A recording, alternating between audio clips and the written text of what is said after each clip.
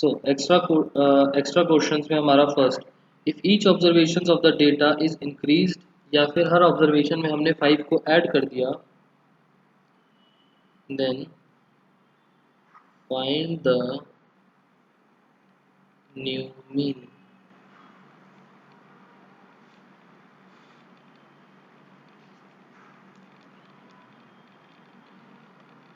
Same ही question increased या added वाले से, या डिक्रीज्ड या सब्ट्रैक्टेड वाले से भी हो सकता है। सेम क्वेश्चन में अगर डिक्रीज्ड या सब्ट्रैक्टेड वाला केस होता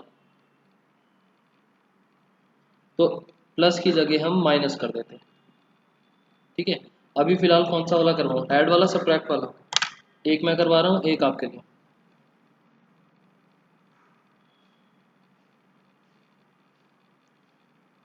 सब्ट्रैक्ट वाला, ठीक है। हम केस लेके चल रहे हैं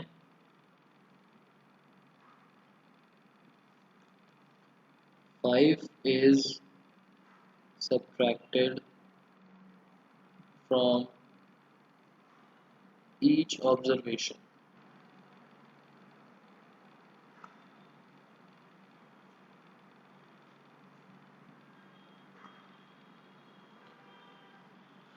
सो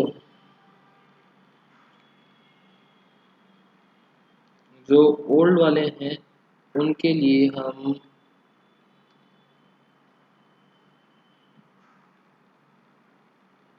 x1 x2 x3 इस तरीके से बोलेंगे टिल xn, और इन सब का मीन कितना बन जाएगा? ये तो हो गई ऑब्जर्वेशंस, और जो मीन है वो हो गया x बार। और न्यू वाले को मैं कैपिटल से डिनोट कर रहा हूँ, x1 x2 x3 till xn। ये हो गई ऑब्जर्वेशंस, और नया वाला मीन हो गया कैपिटल X बार। ठीक है, अब हमको निकालना है ये कितना बना। सो सबसे पहले ओल्ड मीन को देखते हैं क्या है। x bar is equal to sum of all observations, x1 plus x2 plus x3 till xn whole upon में total observations are n।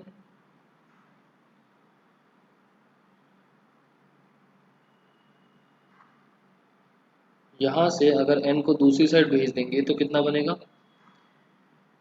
x1 plus x2 plus x3 till xn is equals to n into x bar, first equation।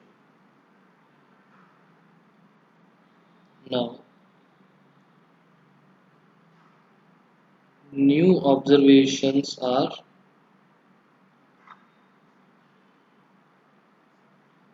x1 is equals to पुरानी वाली में से 5 minus x2, पुरानी वाली में से 5 minus, and so on. So नया mean कितना बना? Capital X bar is equals to capital X1 plus capital X2 plus capital X3 से लेकर कैपिटल XN होल अपॉन में n। नंबर ऑफ ऑब्जर्वेशंस तो सेम ही रहेंगी, बस हर ऑब्जर्वेशन में से 5 माइनस हो गया। सो नई वाली ऑब्जर्वेशन n को इधर भेजते हैं और नई वाली ऑब्जर्वेशंस को देखते हैं थोड़ा सा।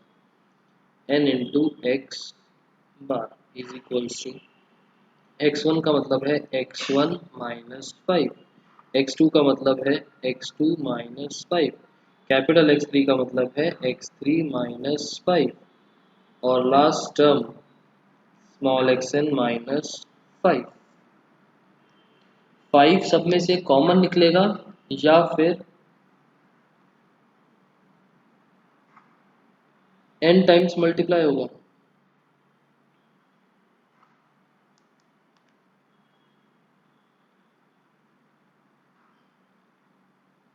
n times multiply. अगर ब्रैकेट ओपन करते हैं तो x1 plus x2 plus x3, दो ब्रैकेट्स बनेंगे x1 plus x2 plus x3 से लेकर xn तक, और माइनस कॉमन लेके 5 जो है वो ऐड होता जाएगा कितनी बार, n टाइम्स। तो कितना बन गया,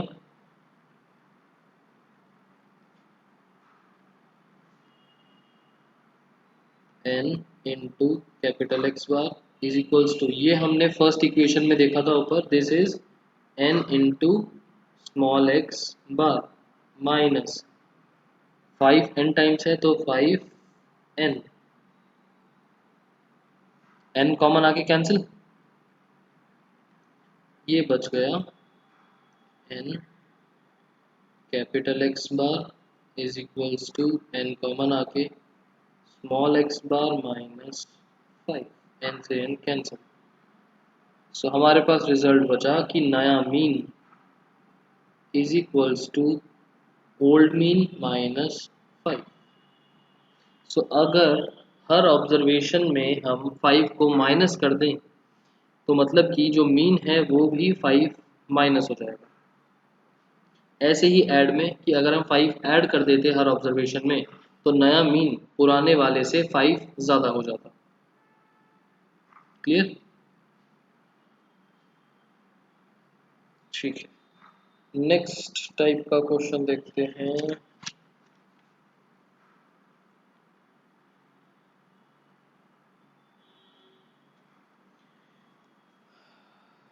जैसे ये ऐड और सब्ट्रैक्ट का था, ऐसे ही मल्टीप्लाई डिवाइड का।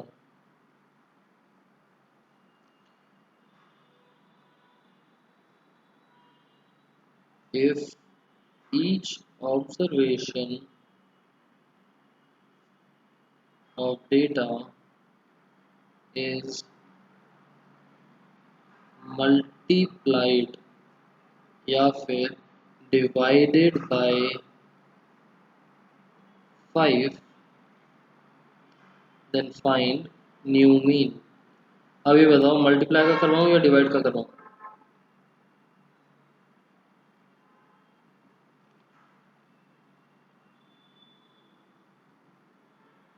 Divide. Each observation is divided by 5।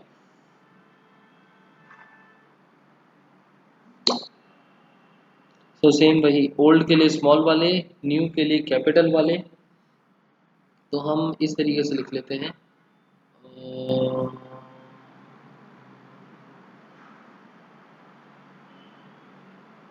Capital X is equals to, capital X i लिख लेते हैं, आई का मतलब 1 2 3 4 कुछ भी हो सकता है, is equals to small X I divided by 5।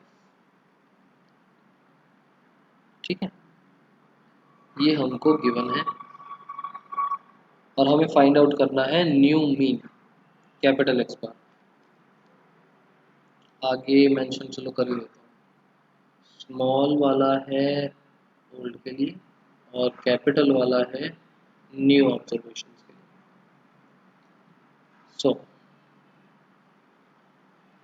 Small X bar is equals to x1 plus x2 plus x3 से लेकर xn divided by n। Therefore x1 plus x2 plus x3 से लेकर xn तक is equals to n times x bar. Equation number 1। नया mean देखते हैं। Now capital X bar is equals to capital X1 capital X2 capital X3 से लेकर capital XN whole upon में n। n उधर भेज दिया, n इंटू कैपिटल X बार। x1 का मतलब small x1 bye 5 plus capital x2 का मतलब small x2 by 5 plus small x3 by 5 small xn by 5। यहाँ से 5 को हम कॉमन निकाल सकते हैं, 1/5 को। N X bar is equals to 1/5 common निकाला, बचा x1 plus x2 plus x3 से लेकर xn। फर्स्ट इक्वेशन यूज करके हम क्या बोल सकते हैं इसमें, N X bar is equals to 1/5 n small x bar using first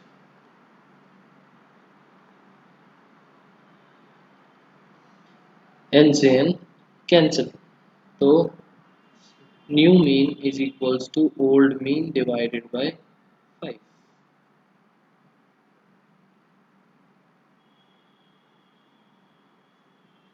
clear concept?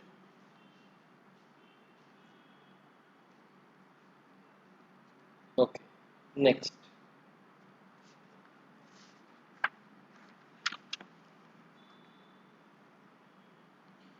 सो इससे ये पता चला कि प्लस माइनस मल्टीप्लाई डिवाइड कोई भी केस हो, ऑब्जर्वेशन के साथ जो भी चीज़ हो रही है मीन के साथ भी वही चीज़ अप्लाई हो जाएगी।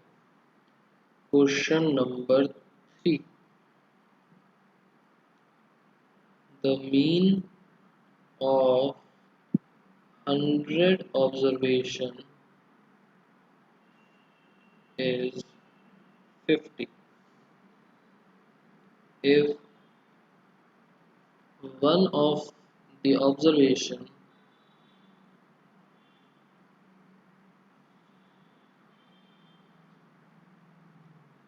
which was 50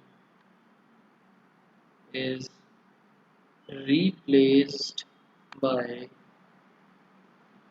150,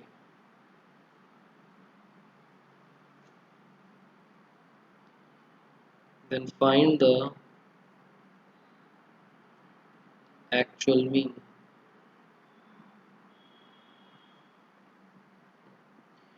अब इस क्वेश्चन में इसको बोलते हैं एरर बाय रिप्लेसमेंट। रिप्लेसमेंट वाला क्वेश्चन है कि एक टर्म, वैसे एक से ज़्यादा भी हो सकता है टर्म्स, एक गलत टर्म को हमने रिप्लेस कर दिया किसी और टर्म से। तो आपको ये फाइंड आउट करना है कि 50 और 150 में से गलत टर्म कौन सी थी और सही टर्म कौन सी है। इस स्टेटमेंट में थोड़ा सा कंफ्यूजन क्रिएट करके आपको अलग अलग तरीके से दे सकते हैं कंफ्यूज करने के लिए कि एक्चुअल में टर्म कौन सी होनी चाहिए थी और हमने यूज कौन सी कर ली। सो 100 ऑब्जर्वेशंस का मीन है 50। सो सबसे पहले तो here n is equals to 100 and mean is equals to 50। अब ये बताओ 50 is replaced by 150, wrong term कौन सी थी?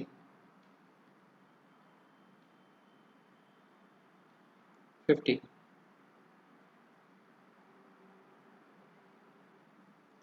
50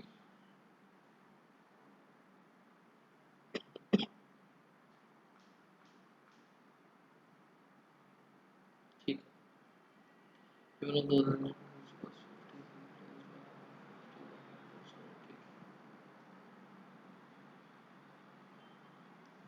wrong term 50, actual term 150। So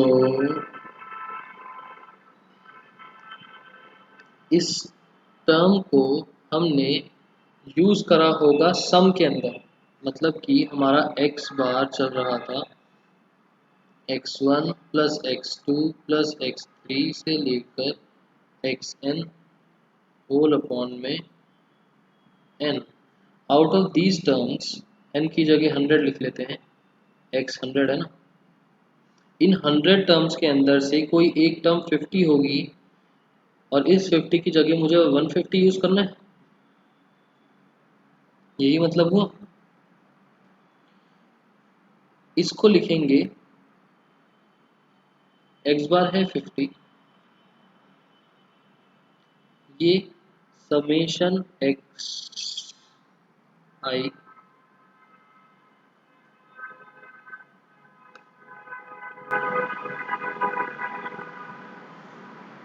upon 100।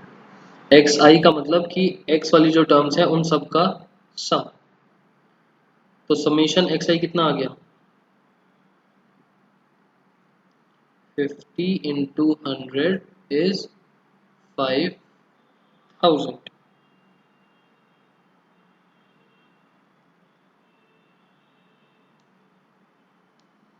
Now 50 is replaced by 150, so new summation xi will be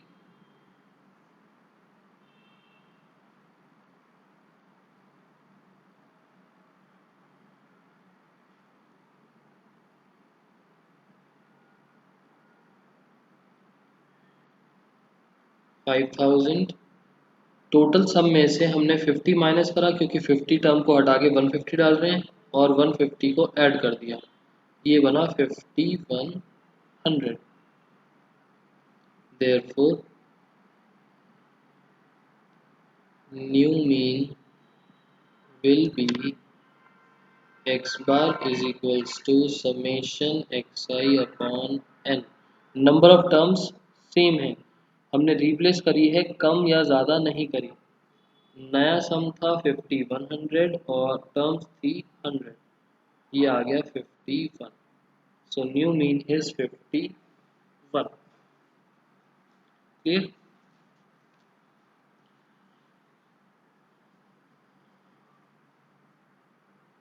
एक से ज़्यादा terms को replace कर रहे होते तो जिस भी टर्म को रिप्लेस कर रहे हैं वो सब माइनस होती चली जाती, और जिस टर्म को रिप्लेस करके जो नई टर्म आ रही है वो सब प्लस होती चली जाती सम के अंदर, और फिर उससे हम ये निकाल लेते। इसी केस में एक और क्वेश्चन आता है ओमिशन का, कि उस केस में हमने एक टर्म हटा ही दी।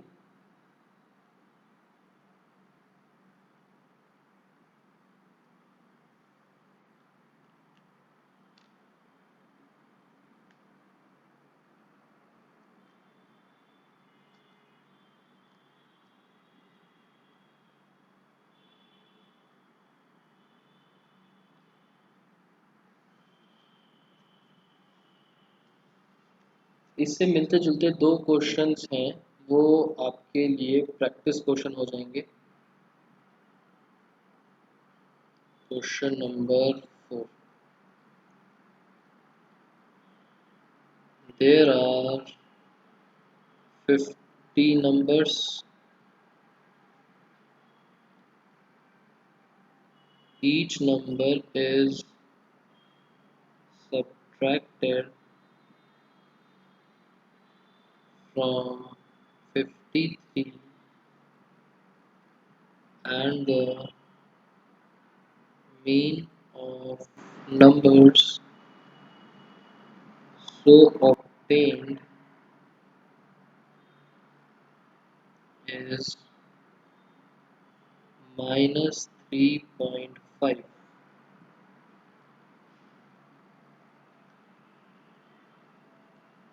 Find the mean of given numbers। इसका आंसर है 56.5। ये आपके लिए एज ए प्रैक्टिस क्वेश्चन। उसके बाद एक और क्वेश्चन है, वैसे ये वाला करना स्टार्ट कर दो, मैं दूसरा क्वेश्चन लिख रहा हूँ तब तक। फोर्थ वाला एक बार करके आंसर चेक करो।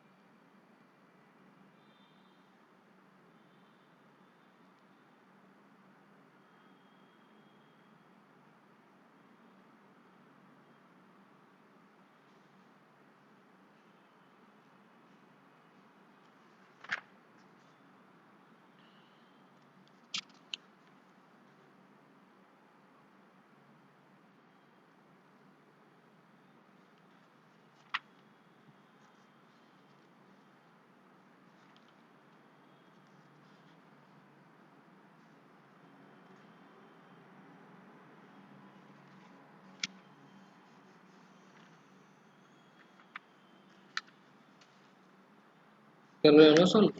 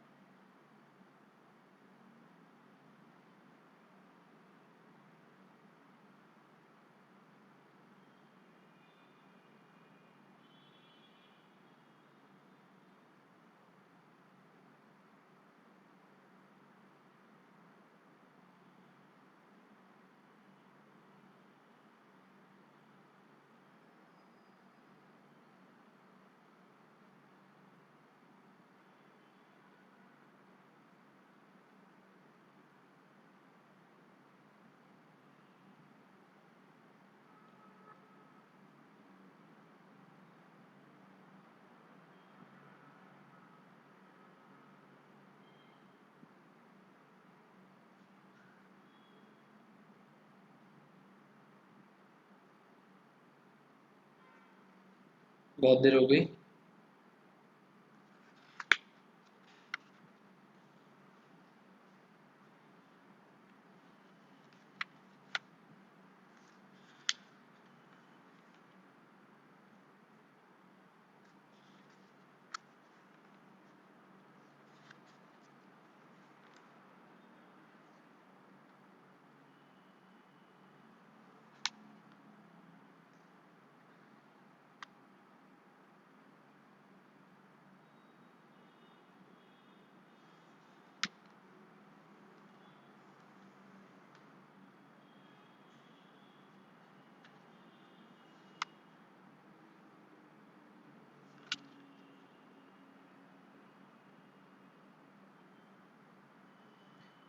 चलो मैं करवाता हूँ, बहुत ही ज़्यादा देर हो गई अब तो।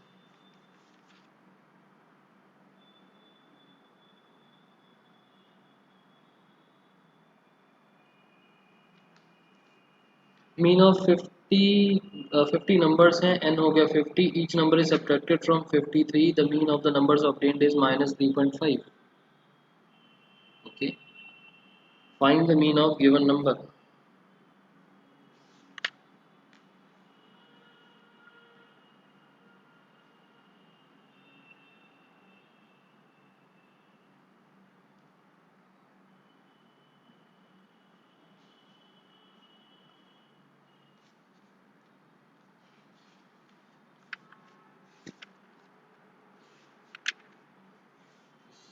क्या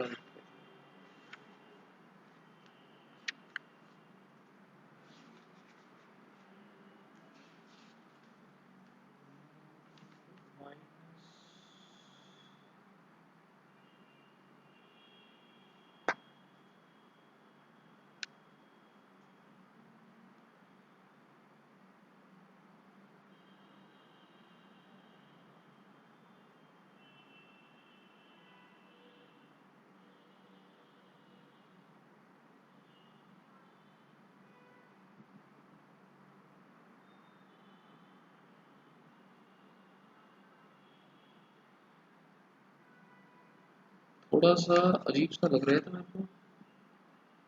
56.5।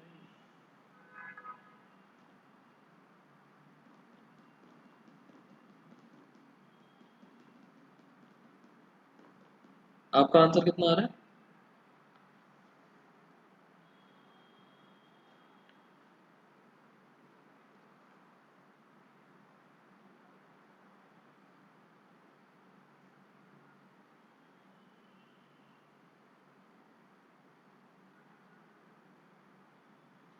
अच्छा अच्छा, 3.5 पहले वाली ऑब्जर्वेशंस का सम आ रहा है, समझ गया मैं। मिस्टेक यहाँ पर क्या हो रही है कि आपने क्या करा होगा, आप ये कर रहे होगे x1 माइनस 53, यही कर रहे हो ना? नहीं,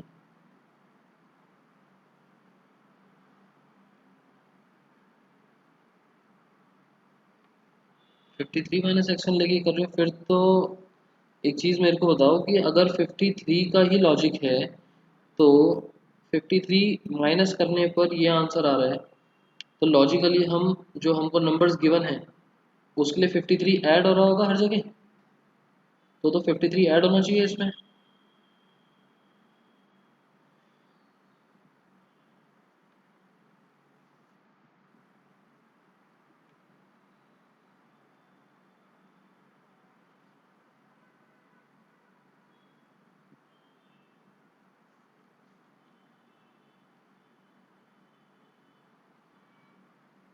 एक्स बार पुराने वाला is equals to x1 plus x2 plus x3 से लेकर xn, n थोड़ी है, n की जगह 50 अपॉन 50, इसको हम फर्स्ट इक्वेशन मान लेते हैं। और उसके बाद capital X bar is equals to capital x1 capital x2 capital x3 से लेकर कैपिटल xn अपॉन 50, और यहाँ पर भी 50। कैपिटल एक्स बार है -3.5, ये है 53 minus x1 plus 53 minus x2 and likewise 53 minus x50 upon 50। So numerator वाली चीज़ में से हमने इस 50 को इधर भेजा, -3.5 into 50 is equals to 53 plus 53, ये हुआ एक तरीके से 50 times, minus x1 plus x2 से लेकर x50 तक, -3.5 into 50 is equals to 53 into 50 minus, ये सारा क्या बन गया, फर्स्ट इक्वेशन यूज करके 50 मल्टीप्लाई बाय ओल्ड मीन, ये बन जाएगा 50 times old mean using equation 1। 50 common आके कैंसिल हो जाएगा, 50 50 और 50, हमारे पास बचा -3.5 is equals to 53 minus X bar, so X bar आ गया 53 प्लस 3.5 56.5, -49.5 नहीं, ये माइनस एक्स बार है। अगर हम हर टर्म के अंदर से 53 माइनस कर रहे होते तब तो 49.5 -49.5 बचा दिया। देखो प्लस माइनस की मिस्टेक हो रही होगी कुछ।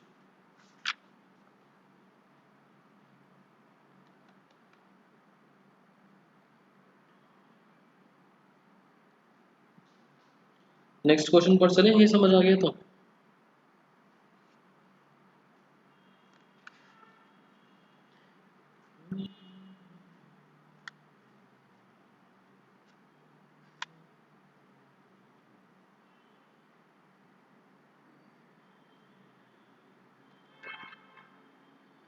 कहाँ पर हुई सतीक्षा मिस्टेक?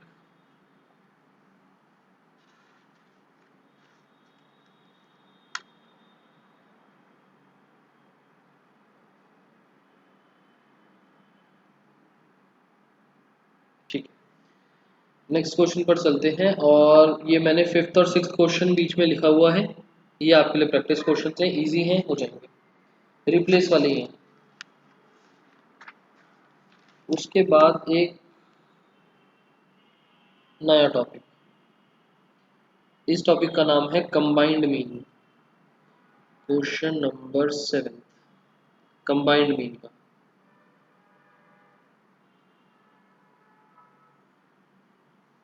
दो अलग अलग ऑब्जर्वेशंस को मिला के जब हम एक कंबाइंड मीन निकालते हैं उस चीज से related. A class consists of 50 students,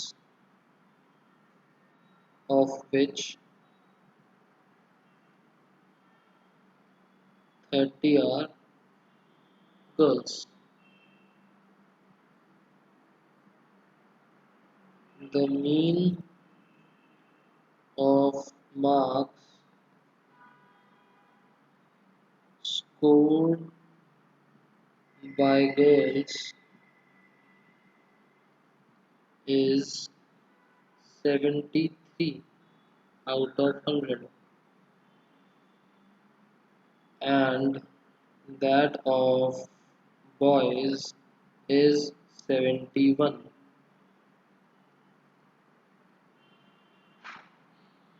Determine the mean score of whole class। ठीक है, बॉयज के ये जो 50 स्टूडेंट्स हैं तो टोटल हैं। इस 50 में से बॉयज अलग हैं, गर्ल्स अलग हैं। बॉयज के मीन मार्क्स अलग हैं, गर्ल्स के मीन मार्क्स अलग हैं। तो हम सबसे पहले तो यहाँ पर ऐसा करते हैं, हम x बोलेंगे बॉयज के लिए एंड y को यूज करेंगे फॉर गर्ल्स।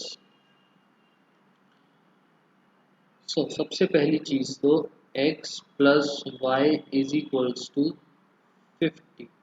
और अब हम स्टैट्स में यूज कर रहे हैं तो सिर्फ x प्लस वाई नहीं, n of x n of y, number of students x के नंबर ऑफ स्टूडेंट्स y के आर 50। दूसरी चीज गर्ल्स 30 हैं, मतलब कि n ऑफ x कितना है, बॉयज हैं 20 और गर्ल्स हैं 30। दूसरी information, mean marks of girls 73 और बॉयज का 71। ओके, मतलब x बार है हमारे पास 71 और y बार है हमारे पास 73। हमें निकालना है, हमें निकालना है mean of x and y combined.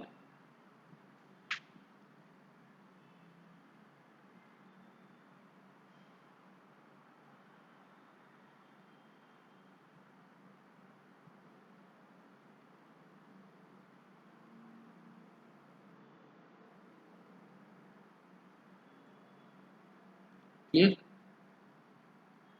हमें निकालना है ये ना।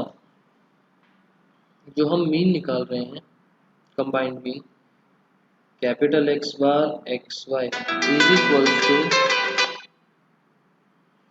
होना क्या चाहिए, मीन का फॉर्मूला बोलता है पहली ऑब्जर्वेशन, मीन का फॉर्मूला बोलता है sum of observations upon number of observations. Sum of observations के लिए जब हम कंबाइंड मीन निकाल रहे हैं सो x और y दोनों है ना, दोनों का सम अलग अलग, समेशन एक्स आई का प्लस समेशन वाई आई का। बॉयज वाले ऑब्जर्वेशंस का सबका सम, गर्ल्स वाली ऑब्जर्वेशंस सबका सम होल अपॉन में टोटल ऑब्जर्वेशंस। टोटल ऑब्जर्वेशंस का मतलब total boys plus total girls. ये बना formula. Formula clear.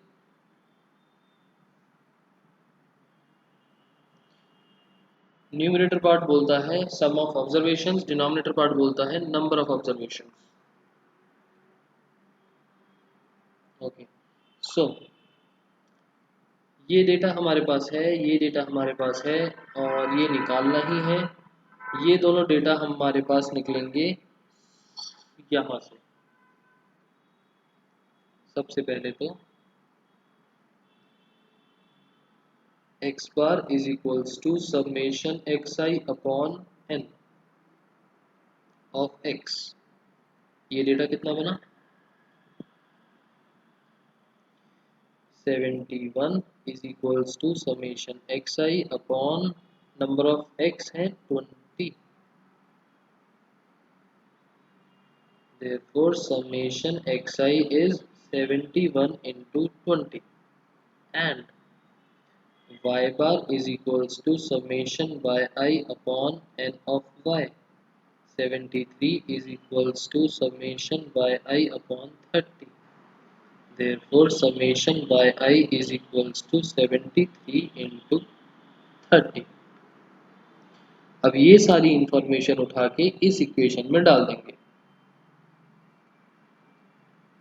hence combined mean is equals to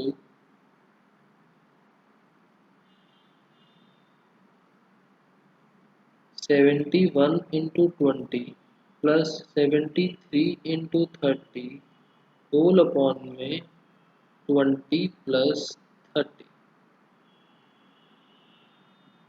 calculation part easy है, बट ये बताओ कि क्वेश्चन समझ में आया। अब आपसे इस फॉर्मूले में कुछ भी पूछा जा सकता है। नहीं, क्या चीज़ समझ में नहीं आई?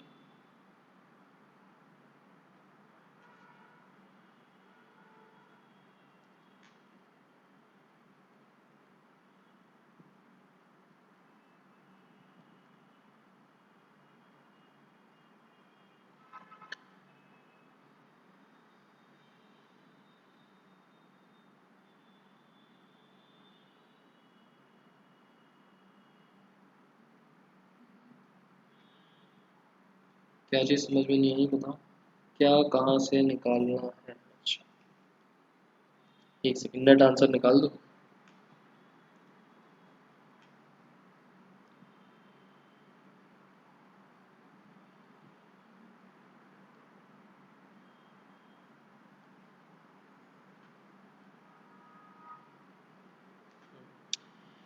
देखो, कंबाइंड मीन का फॉर्मूला है ये कि हमारे पास दो अलग अलग ऑब्जर्वेशंस हैं और दोनों के अलग अलग मीन भी हो सकते हैं और उनके ऑब्जर्वेशंस का सम भी हो सकता है। बॉयज़ के मार्क्स अलग, गर्ल्स के मार्क्स अलग, बॉयज़ के नंबर ऑफ स्टूडेंट्स अलग, गर्ल्स के स्टूडेंट्स अलग।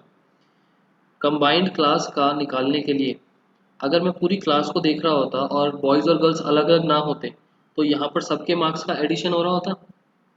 बट अब मेरे को क्या दे रखा है, बॉयज़ का डेटा अलग दे रखा है, गर्ल्स का डेटा अलग दे रखा है। तो मैं बॉयज़ के मार्क्स का सम और गर्ल्स के मार्क्स का सम ऐड कर दूंगा तो मतलब पूरी क्लास के जितने स्टूडेंट्स हैं सबके मार्क्स का सम हो गया।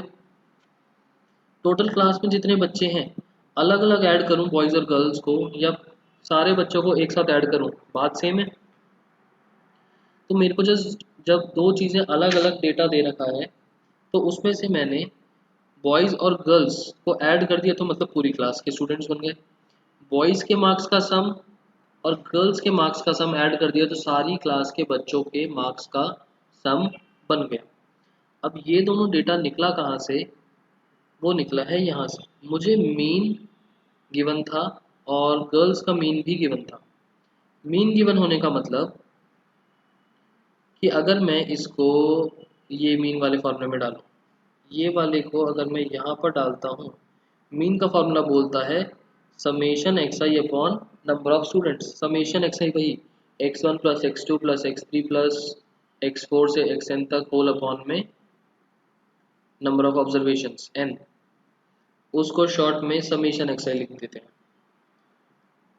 x1 plus x2 plus x3 से लेकर xn तक ये हो गया समेशन एक्स आई। मतलब कि बॉयज़ के मार्क्स का टोटल। मीन हमें गिवन ही था 71, ये हमें निकालना था कि मार्क्स का सम कितना बनेगा और नंबर ऑफ स्टूडेंट्स एक्स हमको गिवन था 20। तो यहाँ क्रॉस मल्टीप्लाई करके हमें बॉयज़ के मार्क्स का सम मिल गया। ऐसे ही जब मैंने वाई बार में फॉर्मूला डाला तो मुझे गर्ल्स के मार्क्स का सम मिल जाएगा, वो दोनों यहाँ पुट कर देंगे।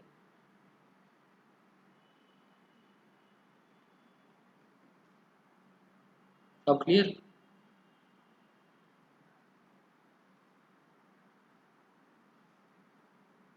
ठीक है। अब आपके पास क्या हो सकता है कि हो सकता है कंबाइंड मीन दे दें और रिवर्स क्वेश्चन करवा के आपको ये मीन कैलकुलेट करने के लिए दे दें। मतलब इसका डेटा कहीं पर भी किसी भी तरीके से यूज हो सकता है, उल्टा सीधा किसी भी तरीके से। ठीक है, इसके क्वेश्चंस देख लेंगे तो आपको समझ में आ जाएगा। ये क्वेश्चन फिलहाल समझ में आ गया।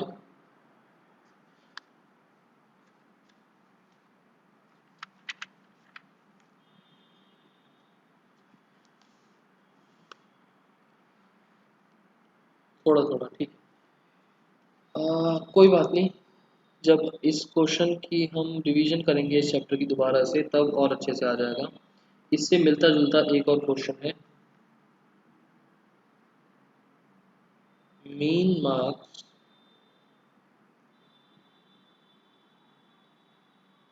Out of 100 of boys and girls. देखो पूरी क्लास का बॉयज एंड गर्ल्स के मीन मार्क्स दे रखे हैं। अच्छा, अलग अलग दे रखे हैं। In exam are 70 and 73 respectively. मतलब अलग अलग मीन दे दिए। इफ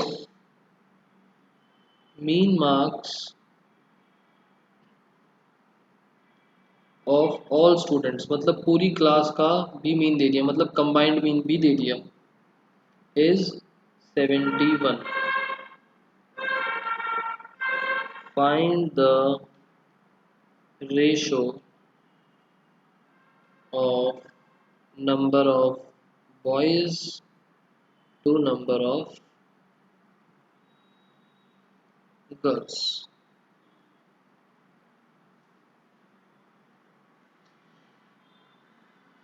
तो इस क्वेश्चन के अंदर हम क्या करेंगे, मीन मार्क्स अलग अलग दे रखे हैं।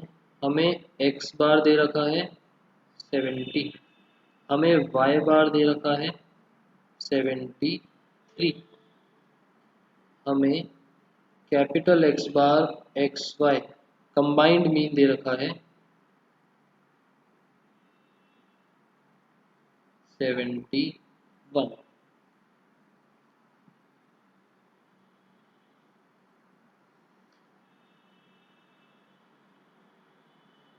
रेशो निकालनी है number of boys to the number of girls. Combined mean का फॉर्मूला देखते हैं अगर, तो उसका मतलब क्या हुआ, summation X I plus summation Y I upon N of X plus N of Y. ये तो आ गया 71 इज इक्वल्स टू 71।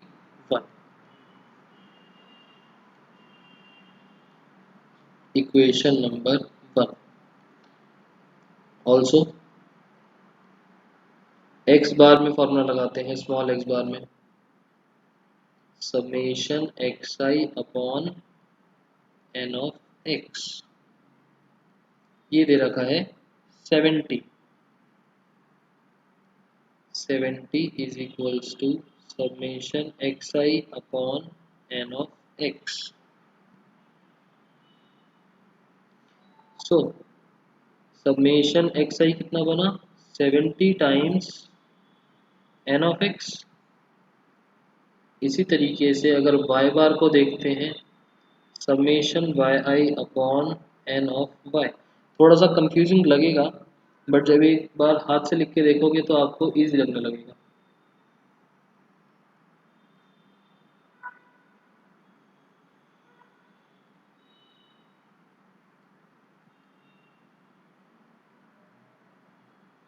अब ये समेशन एक्स आई और समेशन वाई आई को हम फॉर्मूले में ऊपर वाले में पुट कर देंगे।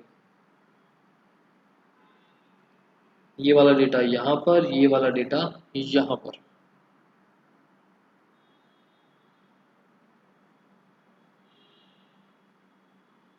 Put in equation number 1। तो ये बन गया 71 is equals to 70 times N of X plus 73 times N of Y upon N of X plus N of Y. Cross multiply करेंगे 71 एन एक्स 71 एन वाई,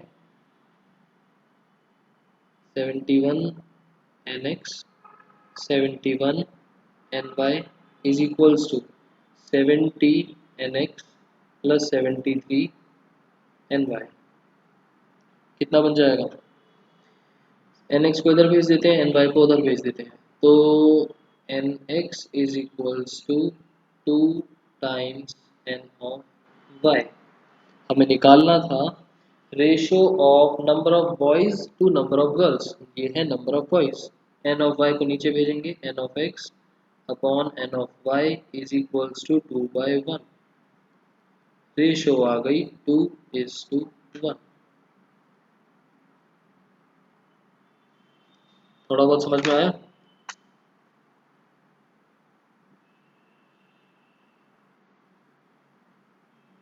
शायद। Okay, अच्छा ये बताओ, जो आज हम काम कर रहे हैं अब आपके यूटी स्टार्ट हो रहे हैं, कब तक चलेंगे यूटी?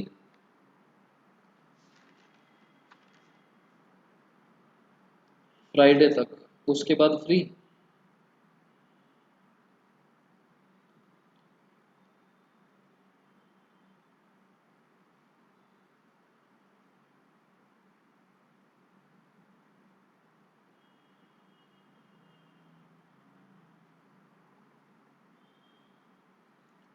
शायद। तो अब फ्राइडे तक क्लासेस अटेंड करोगे नहीं करोगे?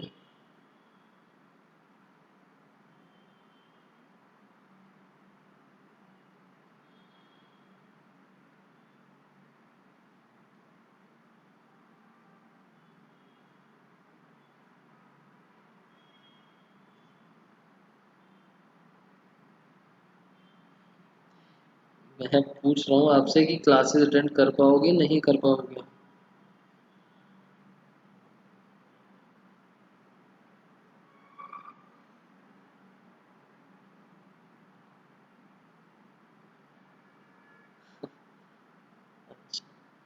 चलो खैर, एक बार व्हाट्सएप पे भी डिस्कस करते हैं। बस ये लास्ट क्वेश्चन नोट कर रहा हूँ जिससे भूल ना जाए। एक तो ये वाला आंसर क्वेश्चन देखना है हमें, इसका आंसर है, चलो आंसर तो मैं लिख दूंगा। और एक टॉपिक है एडिशनल, एडजस्टेड फ्रीक्वेंसीज वाला। जब भी क्लास रिज्यूम होगी नेक्स्ट क्लास या जब भी, तो एक ये वाला टॉपिक भी कवर करना है। ये आपका काम आएगा ग्राफ्स बनाने में।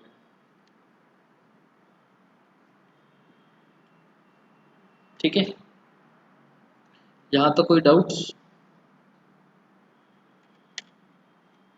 नहीं? चलो ठीक है, फिर क्लास ओवर करते हैं आज की, और बेस्ट ऑफ लक आपके एग्ज़ाम्स के लिए। कुछ डाउट वगैरह हो तो बताना, बाकी बाय बाय।